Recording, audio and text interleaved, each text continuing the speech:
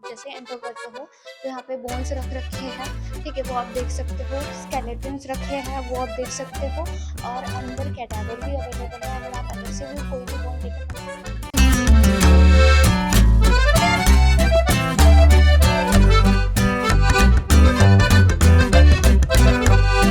Building देख पा रहे हो, ये है आपकी एनाटमी बिल्डिंग, जिसे बिल्डिंग नंबर 2 भी बोला जाता है, ठीक है, जहाँ पे आपका एनाटमी, टोपोग्राफिक एनाटमी और नर्सिंग का क्लास चलने वाला है। ठीक है, तो मैं ये पूरी बिल्डिंग आज आपको दिखाने वाली हूँ कि आगे क्लासेस कैसे चलेगी, ठीक है, वेदर वहाँ पे कैडावर की अवेलेबिलिटी है भी या नहीं है। जितना आपके दीदी भैया प्रमोट करते हैं कि पिरगो एनाटमी स्केल यहाँ पे है, वहाँ पे है, तो वो यहाँ पे भी है या नहीं है, वो हम देखने वाले हैं। अगर टोपोग्राफिक एनाटमी की बात आती है तो इंस्ट्रूमेंट्स अवेलेबल है या नहीं है प्रॉपर। नर्सिंग की बात आती है तो क्लास अच्छे से चलती है या नहीं चलती, तो वो देखना जरूरी है। तो चलिए चलते हैं। सो गाइज, अभी हम हैं बिल्डिंग नंबर 2, जो कि एनाटमी बिल्डिंग जिसे बच्चे जनरली बोलते हैं। और यहाँ पे नर्सिंग का क्लास होता है फर्स्ट फ्लोर पे। और इतना यहाँ तक जितना आप फ्लोर देख पा रहे हो, it is dedicated for anatomy. और वो जो नेक्स्ट लाइन है, ठीक है, तो वहीं से टोपोग्राफिक एनाटमी शुरू हो जाती है। यहाँ पे एनाटमी, टोपोग्राफिक एनाटमी थोड़ा अलग से पढ़ाते हैं और हिस्टोलॉजी भी अलग से पढ़ाते हैं। अभी एज ऑफ नाउ किसी भी इंडियन बच्चे की इधर क्लास नहीं है, क्योंकि सब लोग लेक्चर में बिजी है। तो रशियन बच्चों की क्लास चल रही है, तो मैं आपको क्लासरूम थोड़ा सा बाहर से ही दिखाऊंगी। मैंने प्रीवियसली भी बोला है कि मैं कैडावर नहीं दिखा पाऊंगी, तो मैं आपको जितना बाहर अवेलेबल है उतना ही दिखा पाऊंगी। तो लेट्स गो। तो ये आपको वो दिख रहा होगा कि यहाँ पे लिखा है एनाटॉमी जिसकी म्यूजियम, मतलब एनाटॉमी म्यूजियम है, ठीक है। स्टूडेंट के लिए पढ़ने के लिए यहाँ सारी चीज़ें अवेलेबल है। तो जब आप आओगे तो आपको एनाटॉमी पढ़ने में, समझने में ज़्यादा दिक्कत नहीं होगी, ठीक है, आप सब देख पाओगे। सो गाइस, आपने आपके काफ़ी भैया दीदी लोगों से सुना होगा कि हमारी यूनिवर्सिटी का ना ये स्पेशलिटी है, इसके वजह से यहाँ पे आओ। एनाटॉमी तो एकदम टॉप क्लास है, टॉप नॉच में पढ़ाया जाता है। देखो 3D टेबल्स अवेलेबल है, 3D मॉड्यूल्स अवेलेबल है। और हम लोगों ने इतनी ज़्यादा प्रोग्रेस कर ली अपने यूनिवर्सिटी में सिर्फ एक कंपनी के भरोसे, कि इसके अलावा कहीं और जाते हो तो it is not worth it. तो यहाँ पे भी है ये पिरिगो एनाटमी, जो हर जगह दिखाई जाती है ना, हमारे पास है, हमारे पास है, यहाँ पे भी है, ठीक है।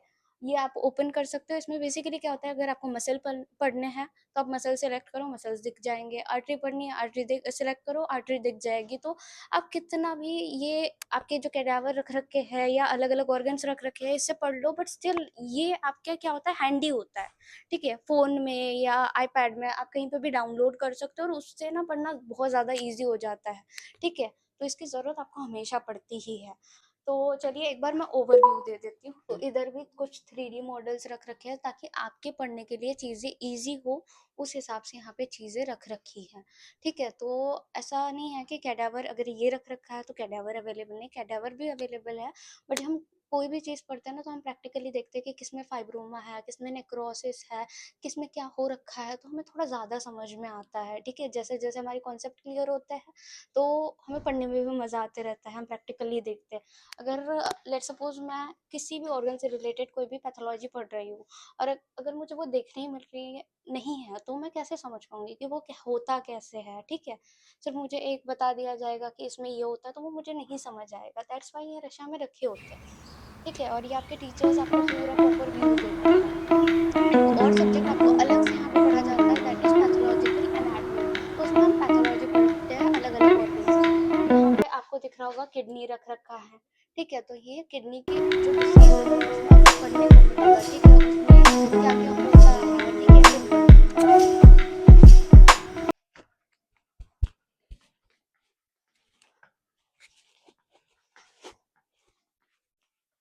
सो मैं और एक चीज आपको बता दूं, इधर आइए आप मेरे साथ, ठीक है।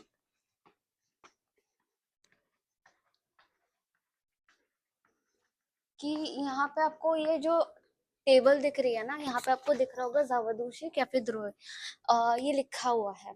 तो इसका मतलब ये होता है कि इस डिपार्टमेंट के जितने भी हेड चुके हैं, एचओडी रह चुके हैं या टीचर्स रह चुके हैं, तो यहाँ पे बहुत रिस्पेक्ट दी जाती है। वेदर वो हो या ना हो, उनकी पिक्चर्स यहाँ पे लग रखी होती है कि कितने टाइम तक काम किया या कितने साल तक वो थे, कितने साल तक उन्होंने कंट्रीब्यूशन दिया। तो यहाँ के लोग ना बहुत रिस्पेक्ट करते हैं काम की, ठीक है। तो ये बहुत अच्छी बात लगती है मुझे रशिया की, क्योंकि ये चीज़ सिर्फ यहीं होती है, ठीक है।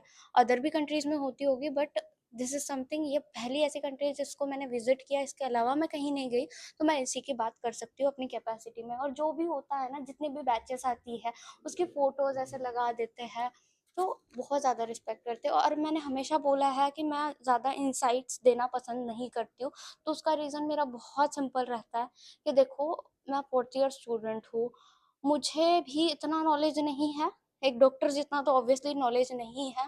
मैं भी धीरे-धीरे पढ़ रही हूँ, सीख रही हूँ, और एथिक्स जितना मुझे करने देते हैं मैं करती हूँ। ये जो यहाँ पे लैबोरेंट, ये जो मैम है, इनकी वजह से मैं ठीक है शूट कर पाई हूँ। ये इन्होंने तो मुझे बोला इवन दो कि आप 3D में देख सकते हो, और भी चीज़ें कर सकते हो, बट आई रिफ्यूज़।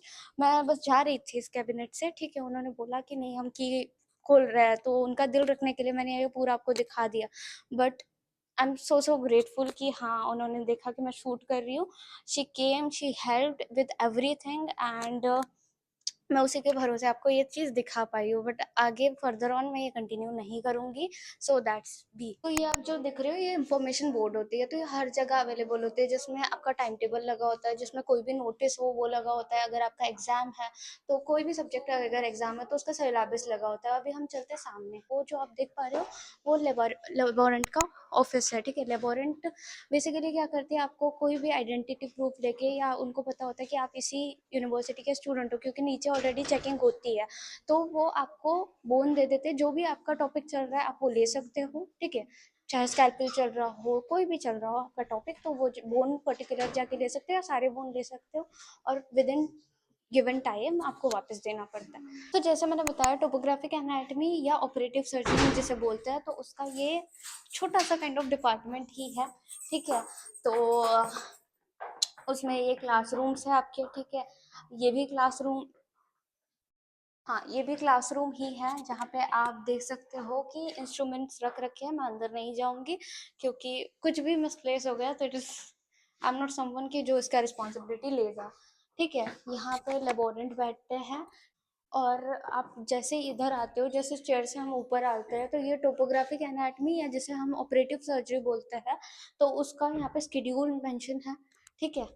तो मैं बहुत ज़्यादा ओवरवेल्म फील कर रही हूँ इस बिल्डिंग में आने के बाद। क्यों? क्योंकि मैं सच में, मैं बिल्कुल एक ऐसे तरीके का पर्सन हूँ कि जिसको बिल्कुल नहीं पसंद कि किसी की भी प्राइवेसी इन्वेड करना, या जो भी चीज़ें एथिक्स के खिलाफ है वो करना, चाहे वो पेशेंट का मतलब खुद का प्राइवेसी कंसर्न हो, या कुछ भी हो। मैं कभी शूट करते हुए आपने नहीं देखा होगा, कभी डालते हुए नहीं देखा होगा, until and unless I got permission from that specific patient, जिसको पता चला हो कि मैंने बात करते करते बता दिया हो कि मेरा यूट्यूब चैनल है, कुछ है, और उन्होंने बोला कि oh we will like to come in your YouTube channel, हमें अच्छा लगेगा, तो उसी के लिए। बट जब मैं गई, ठीक है, एनाटमी म्यूजियम में गई, मैं ऑलरेडी बोल चुकी थी कि भाई मुझे तो बिल्कुल नहीं पसंद है कि अंदर करना, बट उन्होंने इतने प्यार से मुझे बोला कि आप अगर आए हो तो प्लीज़ शूट करके जाओ। उन्होंने एक एक हमें चीज़ें दिखाई कि देखो, यहाँ पे आप बोन्स ऐसे हटा सकते हो, ये सारी चीज़ें ऐसे कर सकते हो, कि हम जिस टाइम पे पढ़ते थे, उस टाइम पे ये चीज़ें हमारी यूनिवर्सिटी में अवेलेबल थी, बट हम खुद से पढ़ना ज़्यादा प्रेफर करते थे, तो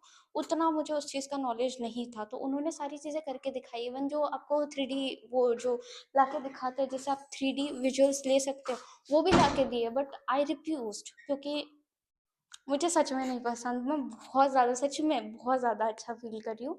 यहाँ पे आके जितनी इज़्ज़त मिली है, शायद ही कहीं मिली हो। तो ये तो रहा मेरा पर्सनल पर्सपेक्टिव, बट आप अगर आ रहे हो तो आपको तो ऑब्वियसली ये देखना पड़ेगा ना कि भाई पढ़ाई कैसी होती है, यहाँ पे प्रैक्टिकल स्किल्स कैसे करवाए जाते हैं, क्योंकि टोपो का भी बिल्डिंग यही है, ऑपरेटिव सर्जरी का भी यही है।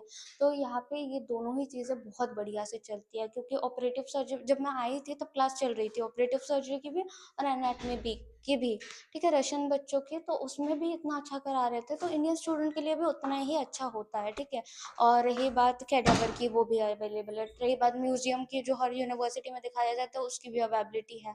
कैडावर मुझे पर्सनली दिखाना पसंद नहीं है, तो वो उसके लिए तो मैंने टोटली मना कर दिया, ठीक है। म्यूजियम तो मैंने दिखा दिया, ठीक है। और फिर उसके बाद भी आपके ऑपरेटिव सर्जरी के लिए जितने इक्विपमेंट रिक्वायर्ड होते हैं, उससे ज़्यादा ही रिक्वायर्ड है यहाँ पे। तो जब आप पढ़ने आओगे, अच्छे खासे अमाउंट में भी स्टूडेंट आए, तब भी बहुत ज़्यादा यहाँ पे इक्विपमेंट और सारी चीज़ें अवेलेबल है, जिसके भरोसे आप अपना एनाटॉमी बहुत ज़्यादा स्ट्रॉन्ग कर पाओगे।